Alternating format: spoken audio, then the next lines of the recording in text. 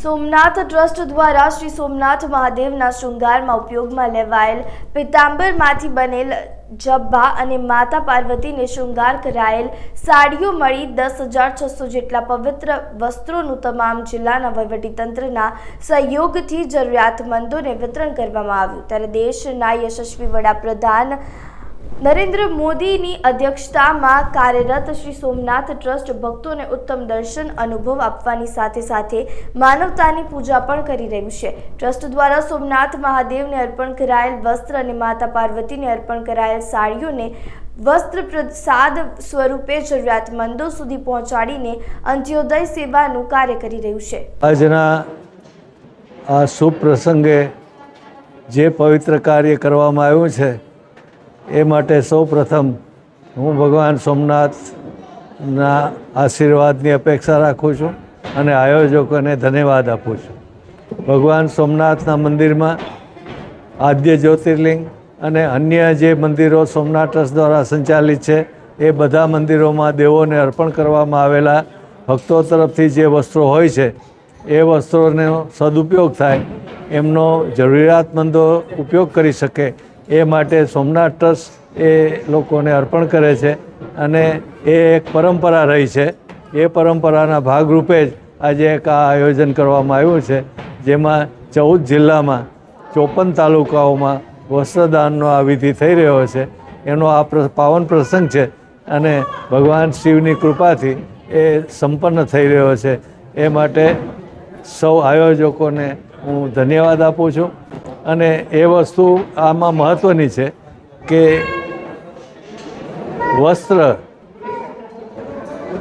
વસ્ત્ર એનો અર્થ થાય છે જેની અંદર વસવામાં આવે એ વ્યક્તિનું ત્રાણ એટલે કે રક્ષણ થાય, એમાં વસવાથી રક્ષણ થાય છે માટે વસ્ત્ર શબ્દ આવેલો છે।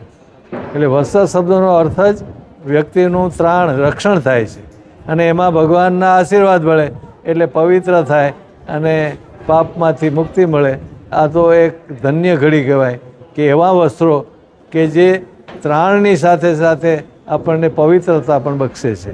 આ કાર્યમાં સહયોગ આપવા માટે સૌ જિલ્લા કલેક્ટરો અને જે અધિકારીઓ એ સૌના પણ અમે સોમનાથ ટ્રસ્ટ વતી આભાર માનીએ છીએ અને એ ઉપરાંત આવા કામમાં સદાય એ અમને સહયોગ આપતા રહે એવી અમે इच्छा रखिए છીએ। भगवान शिव सदैव सब पर कृपा करते हैं और आशुतोष हैं, शीघ्र प्रसन्न हो जाते हैं, ऑर्डर दानी है, सबको सब कुछ देते हैं। ऐसे भगवान सोमनाथ की कृपा से आज एक महान कार्य हो रहा है। 10,600 वनवासी महिलाओं से लेकर जो भी जरूरतमंद हैं उन सब के लिए भगवान शिव का यह आशीर्वाद जो उनके पगड़ी के रूप में चढ़े हुए वस्त्र हैं उनको दारिद्र्य नाशन करने के लिए और सबका कल्याण हो, सबका संरक्षण हो, सबके घर में सुख समृद्धि आए, इस भावना को ध्यान में रख करके सोमनाथ ट्रस्ट की ओर से जो ये महनीय कार्य किया जा रहा है निश्चित रूप से प्रशंसनीय है, स्तुत्य है, श्लाघनीय है। और इस महान कार्य के पीछे मुझे विश्व वंद्य लोक नायक हमारे यशस्वी प्रधानमंत्री नरेंद्र भाई मोदी की वह योजना जिसमें वो चाहते हैं कि कोई भी चीज व्यर्थ न जाए और भगवान के ये वस्त्र ये तो अमृत हैं और इस तरह से जो यह सोमनाथ वस्त्र प्रसाद सेवा यज्ञ का महान कार्य हो रहा है, यह निश्चित ही इसके पीछे एक महान प्रेरणा है और उस प्रेरणा को ध्यान में रख करके ट्रस्ट के द्वारा जो ये कार्य किया जा रहा है निश्चित रूप से स्तुत्य है, प्रशंसनीय है, श्लाघनीय है, अभिनंदनीय है। और ये वस्त्र प्रसाद भी है, आशीर्वाद भी है, वरदान भी है।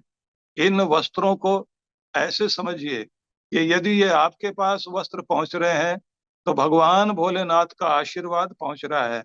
ये अमृत प्रसाद निश्चित रूप से आपकी पीढ़ियों का उद्धार करेगा। जिस भावना से ये दिया जा रहा है उस भावना से श्रद्धा पूर्वक इसको ग्रहण कीजिए।